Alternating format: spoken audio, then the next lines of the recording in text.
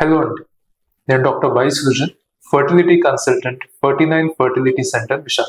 Smoking వలన పిల్లలు పుట్టడానికి ఎటువంటి ప్రాబ్లంలు ఉండొచ్చు, మగవాళ్ళు ఏంటి కాస్ట్ చేస్తుంది, ఏంటి ఇబ్బందులకు గురవుతారు అన్న దాని గురించి కొంత ఇన్ఫర్మేషన్ మీకు ఇస్తాను. స్మోకింగ్ చేయడం వలన ప్రతిసారి మీరు వెలిగించే సిగరెట్ కానీ బీడీ వలన మీరు మీ పిల్లలు కలిగే ఛాన్స్ ని తగ్గించుకుంటూ వెళ్తున్నారు.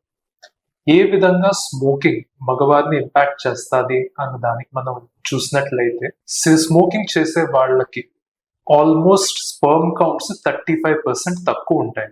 అంటే ఇప్పుడు సాధారణంగా మీ స్పర్మ్స్ ఒక 100 మిలియన్, మీ స్పర్మ్ కౌంట్ 100 మిలియన్ ఉంది అంటే, స్మోకింగ్ చేసే వాళ్ళకి అది 65 మిలియన్ దాకా పడిపోయే అవకాశం ఉంటుంది. అంటే ఆ కౌంట్ తగ్గడమే కాకుండా స్పర్మ్స్ తాలూకు మొటిలిటీ అంటే స్పీడ్, అవి ఎంత ఫాస్ట్ గా వెళ్ళి ఎగ్ ని ఫర్టిలైజ్ చేసే అవకాశం ఉంటుందో అది కూడా తగ్గుతుంది. దానికి తోడు ఇంకా స్పర్మ్ మార్ఫాలజీ అంటే shape, size.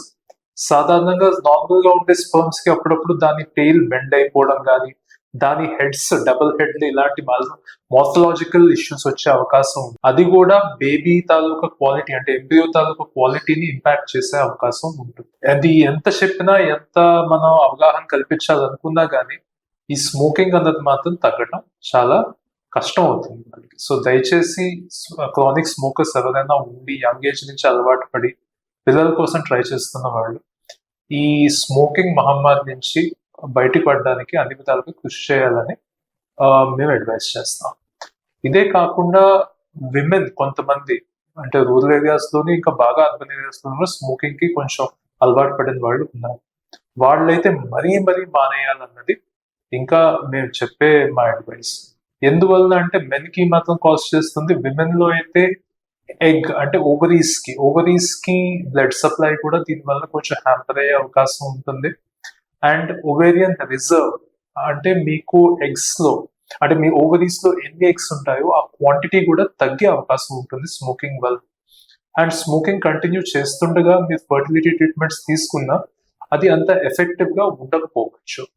And after you conceive అయితే మాత్రం ఇంకా ప్రెగ్నెన్సీ రిలేటెడ్ కాంప్లికేషన్స్ అన్ని వాటి తాలూకు రిస్క్ డబుల్ అండ్ ట్రిపుల్ అయిపోతూ ఉంటాయి. అంటే ప్రెగ్నెన్సీలో హై బీపీ వచ్చే అవకాశం, బేబీకి బ్లడ్ సప్లై తక్కువ అయ్యే అవకాశం, ప్లాసెంటా అటాచ్మెంట్ ఉంటుంది కదా బేబీ నుంచి మదర్ కి అటాచ్ అయ్యే పార్ట్, ఆ అటాచ్మెంట్ లో మీకు ఇష్యూస్ రావడం, ఇలా రకరకాల ప్రీటర్మ్ డెలివరీ అయ్యే అవకాశం ఇవన్నీ కూడా ఉండొచ్చు.